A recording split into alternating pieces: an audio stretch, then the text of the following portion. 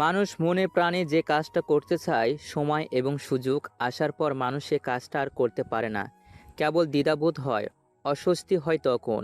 হুট করে তাদের বিচার বুদ্ধির ক্ষমতা এত বেড়ে যায় যে তারা বিচার করতে বসে যায় আদৌ তাদের এই কাজটা করা উচিত কিনা সেটা নিয়ে। আমার ক্ষেত্রেও তার ব্যতিক্রম হলো না। যে পুরুষ কণ্ঠ শোনার তৃষ্ণা আমাকে মরুভূমিতে পানিবিহীন থাকা মানুষের মতো দম বন্ধকর অনুভূতি দিয়েছিল, সেই কাঙ্ক্ষিত পুরুষালী কণ্ঠ শোনার পরেই আমার সাজানো সব অনুভূতির বালিঘর কেমন এক লহমায় ওলটপালট হয়ে গেল। মানুষটা ফোনের অপর পাশ থেকে বারংবার জানতে চাইল, কে কে আমি, অথচ আমি বলতেও পারলাম না আমার মনের বিক্ষিপ্ত সে যন্ত্রণার কথাটা। মানুষটা যখন ভীষণ বিরক্ত হয়ে ফোনটা কেটে দিল, ঠিক তখন বোধহয় আমি সম্বিত ফিরে পেয়েছিলাম। ভালোবাসার মানুষটার সব কিছুতেই বোধহয় একটা মুগ্ধতা, গভীর একটা ঘোর কাজ করে। যেমন ঘুরে পড়লাম আমি তার কণ্ঠ শুনে। ঘুমু ঘুমু সেই কণ্ঠ আমার হৃদয়ের উথাল পাতাল ঢেউ তুলতে সক্ষম। পুরো শহর যখন কুয়াশার চাদর জোড়ানো আহ্লাদি শীতে গা ভাসিয়ে নিশ্চুপ হয়ে আদরে ঘুমে মগ্ন হয়, তখন বয়ঃসন্ধির তুমুল আবেগে ঝলসে যাওয়া আমি দু চোখ মেলে ঘুমিয়ে থাকা শহর দেখছি বারিন্দার শিক গলিয়ে। মানুষটার কণ্ঠ শুনতেই মনটা পৃথিবী সমান ভালো লাগায় যেন ছেয়ে গিয়েছিল। মনে হচ্ছিল পৃথিবী এত রঙিন কেন, বেঁচে থাকা এত সুন্দর কেন কেন। আমি সেই মুহূর্তে ভেতরের ভেতর বোধহয় আরেকটু পাগল হয়ে গিয়েছিলাম। যে মানুষটার কণ্ঠ আমাকে পৃথিবী সমান সুখী অনুভব করাতে পারে, সে মানুষটাকে কোনো মতে আমি কম্প্রোমাইজ করতে পারবো না। No, never. মনে মনে শক্তপোক্ত একটা প্রতিজ্ঞা করলাম, যা হয় হবে, মানুষটাকে আমার চাই চাই। এর পরের দিন আমার সুখটাকে দ্বিগুণ বাড়িয়ে দিয়ে মানুষটা আমার রিকোয়েস্ট অ্যাকসেপ্ট করে ফেলল। আমার তো যেন আনন্দের সীমা রইল না। পৃথিবীতে এত সুখ হুট করে আমার ভাগ্যর আসার কারণ আমি দেখলাম না, তবে দু হাত তুলে সৃষ্টিকর্তাকে কেবল শুকরিয়া আদায় জানালাম আমাকে নতুন উদ্যমে বাঁচতে সাহায্য করার জন্য। আমি তখনও আঁচ করতে পারিনি সৃষ্টিকর্তা আমার প্রতি ঠিক কতটা নির্দয় নিষ্ঠুর ছিলেন। আমার ডিসেম্বরটা কেটে গেল সাগর সমান মোহে। নীল শাড়ি পরে ছাদে যেতাম, আকাশ পানে তাকিয়ে রঙিন ছবি তুলতাম। নীল শাড়ির নীলের গম্ভীর রং চুরি হয়ে যখন জড়িয়ে নিত আমার সুন্দর কোমল হাতখানা, আমি তো ক্যামেরা বন্দি করতাম। কখনো কেবল গাঢ় কাজল লেপটানো আমার টেনা চোখগুলো ফেসবুকে ছোট স্টোরিতে দিতাম, কখনো বা নীল চুড়িতে সাজানো গোল হাতটার ছবি।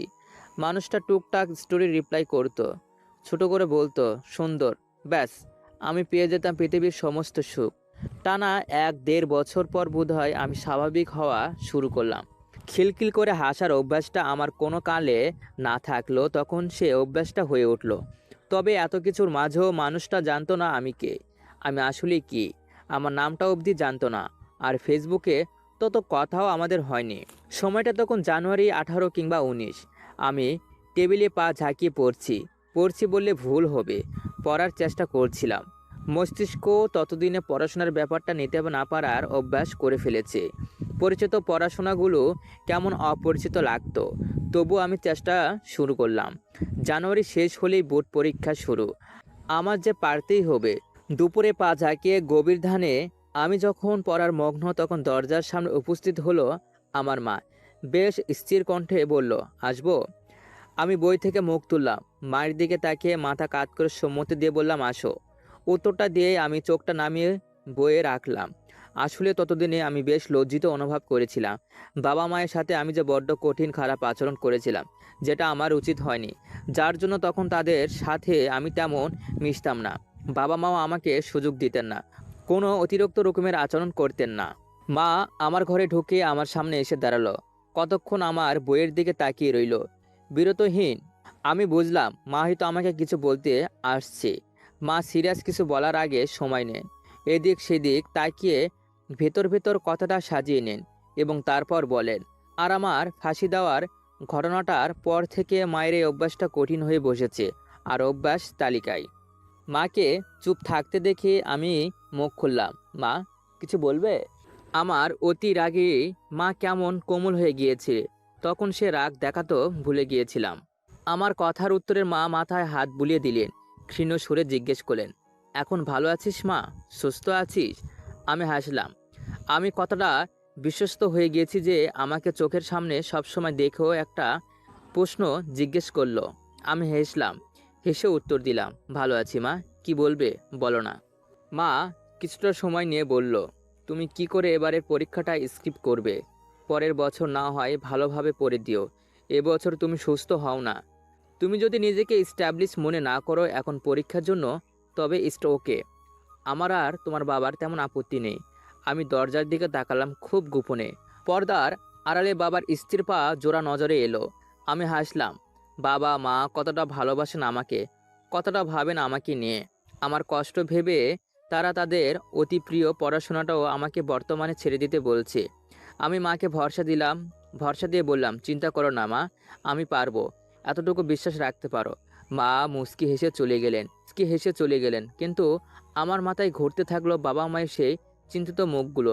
আহারে জীবন, আহারে প্রেম, একটা শান্তশিষ্ট সবার চোখে অসাধারণ মেয়েটাকে টেনে কোথায় নামিয়ে ফেলেছে, যে বাবা মা অবধি ভয় পায় আমার গতিবিধি।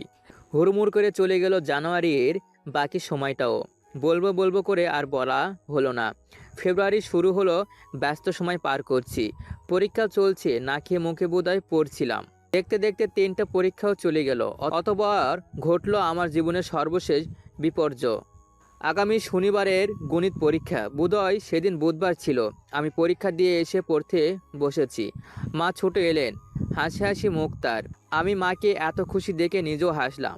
কৌতূহলী কণ্ঠে জিজ্ঞেস করলাম, কি হয়েছে মা, এত খুশি যে? আমি যদি খন্নাক করে টের পেতাম মা আমাকে পৃথিবীর সবচেয়ে তিক্ত সত্যটা শোনাবে, তাহলে বোধ করি কখনোই সেটা জিজ্ঞেস করতাম না। আমার প্রশ্নের উত্তরে মা বলল, তোর তুলি আপুর এই শুক্রবারে বাগদানের অনুষ্ঠান, আমাদের যেতে বলেছে। এখন বাগদান হবে আর এপ্রিলে দিকে বিয়ে। ছেলেটা কি ভালো জানিস না, আমাদের বেশ পছন্দ। আমরা যাব শুক্রবারে, বুঝেছিস? 2-3 ঘন্টা থেকে চলে আসব। তোর কোনো সমস্যা হবে না তো মা? আমি মায়ের দিকে তাকিয়ে রইলাম, যাকে নিয়ে আমি এত রঙিন স্বপ্ন সাজালাম। আমার মা তার বাগদানের অনুষ্ঠানে আমাকে আমন্ত্রণ জানাতে এসেছে। মা কি একবারও বুঝতে পারেনি এই খবরটা আমাকে জ্যান্ত মেরে ফেলবে?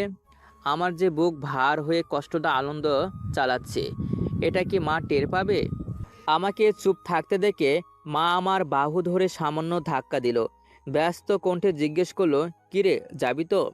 আমি কাপা কণ্ঠে কোনো রকমের উত্তর দিয়েছিলাম, আমি পড়ছি মা, তোমরা যাও। মা আরও কয়েকবার গুনগুন করলো, কিন্তু আমি জবাব দেওয়ার অবস্থানে রইলাম না।